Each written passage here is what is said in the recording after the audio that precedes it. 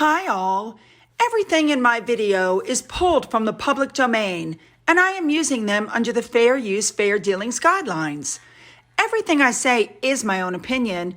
You should look into this information for yourselves, but I'm pretty sure I'm right. Good morning, everybody. Well, my goodness, the backlash from that podcast just continues. Everything is just continuing. So this is going to be another really long video. I'm so sorry. Let's just get in there and cover what we've got, shall we? Let's go. We're going to start off with this photo that was sent to me. It was taken in England. Unfortunately, the email that it came with, I accidentally pressed the swipe button and it was gone. But isn't that just the most interesting cloud pattern? I don't think I've ever seen that before.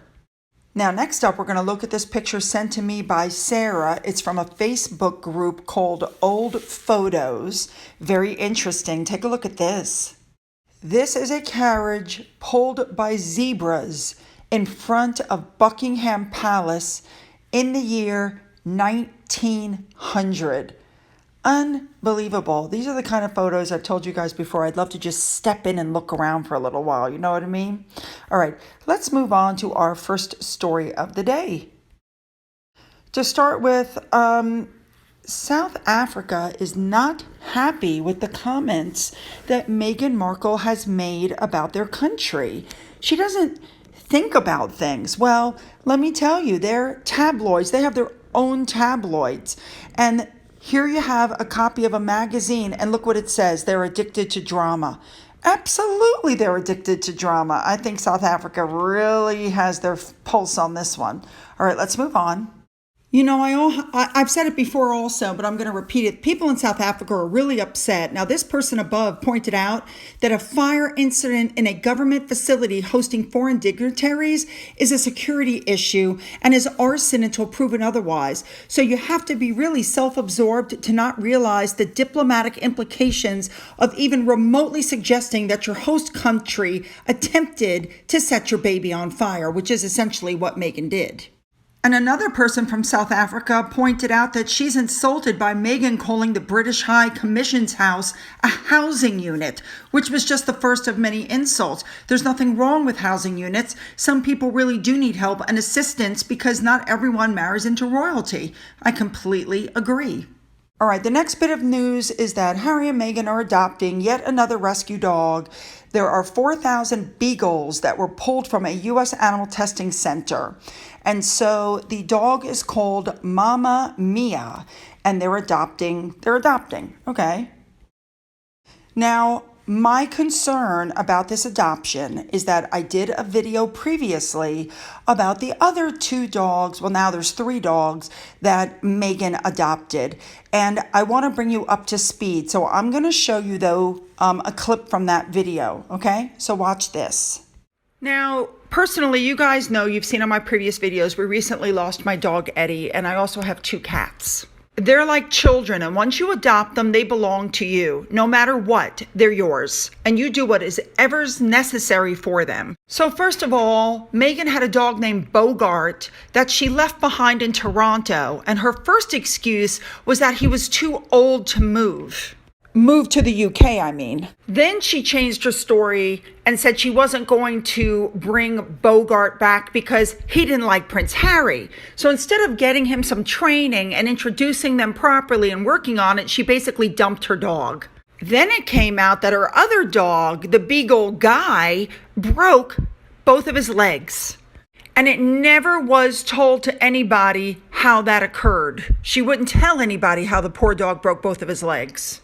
Kind of makes you wonder if Meghan should even own animals, because she dumped one of her, as she calls them, her boys. She dumped one of them off and the other one had serious injury. Then Meghan and Harry went and adopted yet another dog. Like, these are not interchangeable. These are living creatures. They named this dog Pula, and for those who don't know, that's the official currency of Botswana. Go figure she would name her dog after money. So to start with, why don't you guys tell me what you think about the fact that these 2 dogs that were such good friends, Bogart and Guy, were essentially ripped apart because Meghan didn't want to spend the time to socialize her dog with Harry properly. So, one dog dumped and left behind in Canada, one dog with 2 broken legs with no explanation as to how the dog was injured. And then you have this 3rd dog, Pula, and now we have a 4th dog. You know, I've said it before and I'll say it again. These dogs are like children. When you adopt them, you accept them for their lifetime. They're not interchangeable. I hope somebody's following up on what's going on with all of their rescue animals. All right, moving on to our next story. All right, this woman, Rebecca, I'm not even going to try to pronounce her last name. She's the head of Archewell Audio. You know, when you're on social media, you need to be super careful and, you know, watch what you like. When you like, especially on Twitter, people can go onto your wall. They can hit the like, you know, the button at the top, and they can see all the posts that you've liked. So remember that you keep people around you that feel the way you do and uphold your values, right? I completely agree with this above statement. The people around you are a reflection of who you are. So somebody went on that woman's wall and looked at the things that she had liked. What a shocker. And I'm not being facetious. I mean, some of this stuff is really disgusting. I cannot believe, well, I can believe she liked the above post by Michael Harriet. She liked this post put up by Cher, of all people. I mean, my goodness, guys, when you stop and look at some of the absolutely vile, disgusting things that were posted that she liked, you really get an idea of who this woman is. Yeah, I think she should be working for Meghan Markle. They sound like they should be twins. All right, moving on.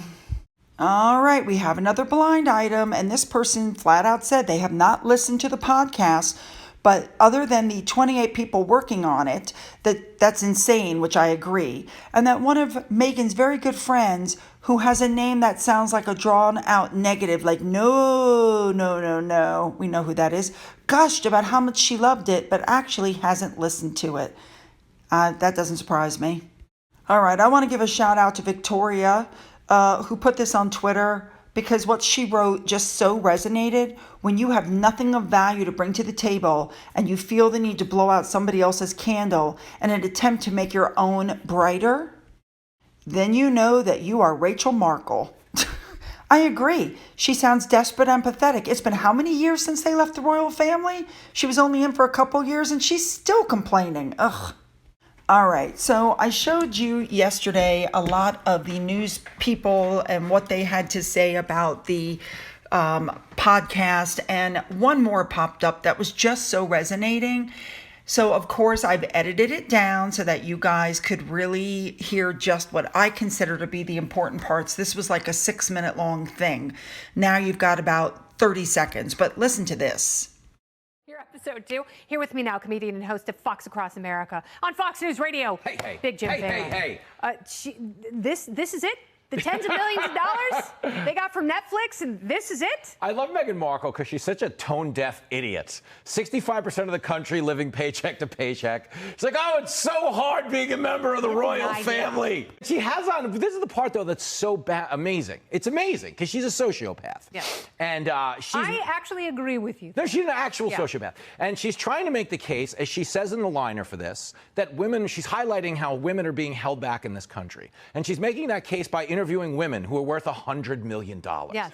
Women are not oppressed in this country. We have a black female vice president. Women can do anything in America. But here's what I love about it. Like, this is where she's so... First of all, she thinks she's on par with Serena Williams. Yeah, I know. Which is just ridiculous. Serena Williams, one of the best athletes that has ever walked the planet. Yes. Like, she is truly phenomenal and could not get to where she is without ambition. Thank you. Like, here's a woman whose family, her dad, her sister, everyone just steeped in ultra ambition. And Serena says that during the podcast. Yes. So it's like, please stop saying that ambition is holding people back, because little girls look up to these two. They don't look up to Meghan Markle at all. They think, oh, wow, what an annoying homewrecker. They look up to Serena Williams and they say, I can be anything I want to be. But it literally, is every podcast going to be about her? Of course it is. Is she just like making up new stories about the brief time she spent in the royal family? The most self-absorbed lunatic I've ever seen, really quick. I once watched her do an interview in Africa.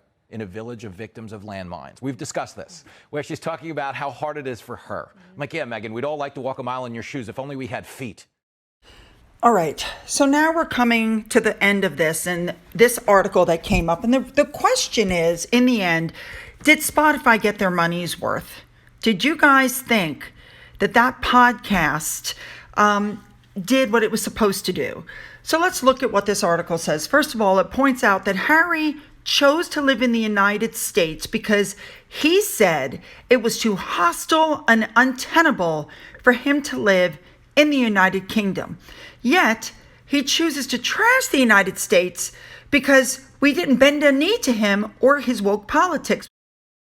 He has criticized the United States. He has criticized the Constitution. He has criticized our right to free speech and the Second Amendment. But how hard must it be, this article points out, and I completely agree, how hard must it be to realize that his political opinion here means absolutely nothing, and that the majority of us don't care how hard he or Meghan try, right, about when it comes to politics, which brings us to the podcast. All right, so the article points out she spent the first 10 minutes totally talking about that story for the soap commercial when she was 11 years old. How many times have we heard that? Its accuracy is now up for debate due to the book Revenge, but she's so proud of herself and she's laying the groundwork that this is a feminist podcast, and she was bravely calling out sexism, okay? It's boring and it's self-aggrandizing, I guess is how you would say it. And she was reading off of a script. We all saw in the promo, she sat down with a book. Yes, she was reading off of a script. Absolutely. But the most popular podcasts, Joe Rogan, Alex Cooper, Dax Shepard, they're conversational. You feel like you're in a room hanging out with friends. It's not scripted, it's not rehearsed. And there's conflict, debate, and genuine conversation, none of which you get in Meghan's podcast. A perfect example is when she told the story, which we now know is a lie, about there was a fire in Archie's nursery. And Serena Williams said, well, my gosh, why didn't you take him with you? And Meghan completely ignores the question and just continues talking. She just kept going and talking about optics. I mean, exactly. She can't debate, okay? She doesn't debate. She, quote unquote, interviews only close friends. She will not invite anybody on her podcast who challenges her world or her view of the world or disagree with her, okay? This is a platform, this article says, where Meghan will interview sycophants who want to ruminate on how difficult it is to be a rich woman, but there's no solutions on how to fix it for the average human being or the average woman who's living paycheck to paycheck. Exactly. Now, of the 57 minutes, I say Serena got 8 minutes worth of speaking in there because Meghan kept going over her. During those 8 minutes, we got to hear about Serena's incredible tennis career, okay? And then, of course, Harry walks in and talks about the vibe of Serena's hair, and you're like, are you kidding? And then there's a whole conversation about being too ambitious. Okay, let me tell you something. Serena Williams, and you just heard it in that discussion that I just played for you off the news. Serena Williams is one of the greatest women tennis players of all time. She would never have gotten there had she not been ambitious. There's not a problem with being too ambitious when it comes to working for what you want and not having it handed to you on a royal platter. So the article points out that this podcast is for the same elites who go for Gwyneth Paltrow for health advice and the same people who go to Oprah for spiritual advice.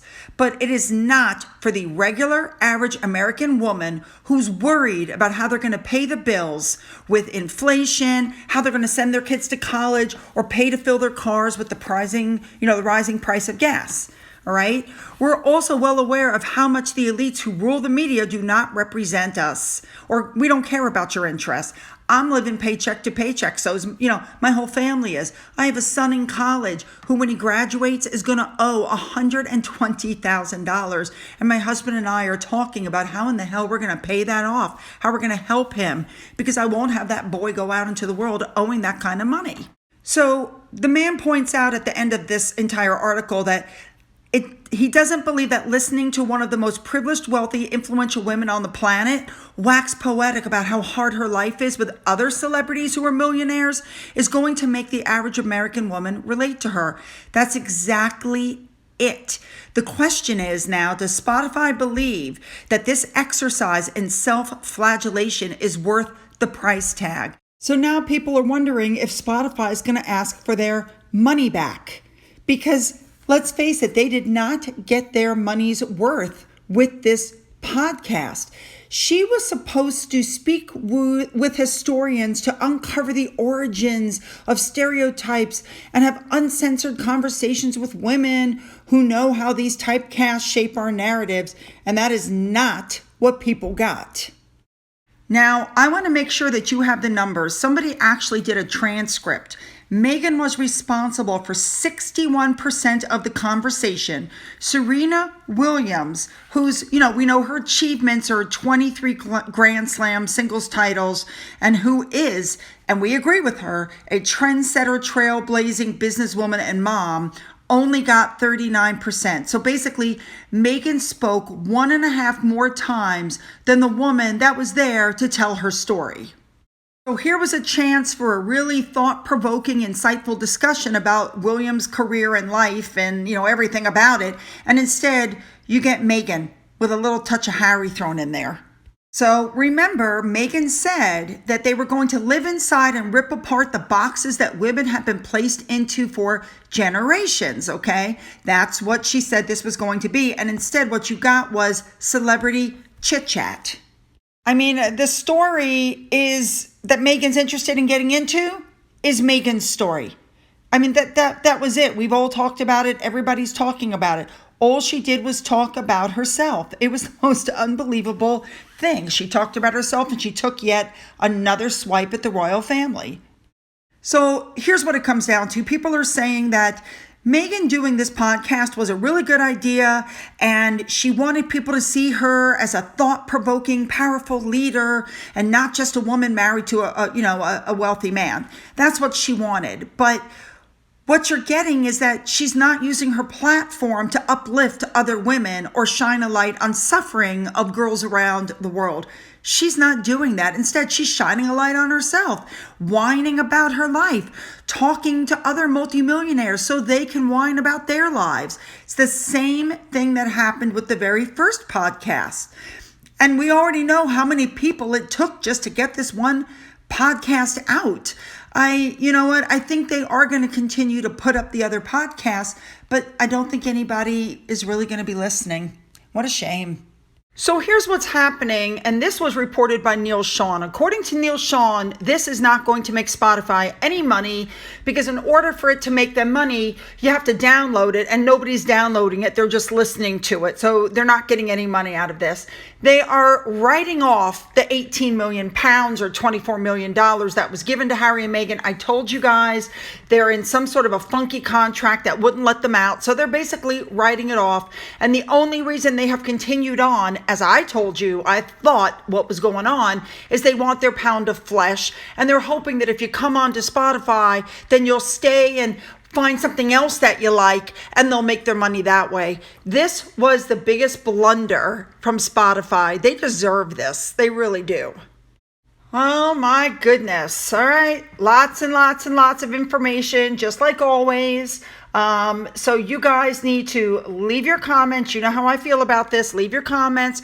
Don't forget to, you know what, before I even say that, I'm going to start off by saying, I want to thank everybody who's donated to my coffee fund and who has hit the thanks button, because it just so happens that yesterday I went shopping for coffee. You guys know my legendary love of coffee, but I just want to start off by saying thank you to everybody who's donated to my coffee fund. Now I'm going to say, double check that subscribe button. If you've already hit the button, double check and make sure that you are still subscribed, okay? Don't forget you can follow me on Twitter, Getter, Rumble. You can email me. And for those of you who have donated, again, thank you so much. And as always, have a great day.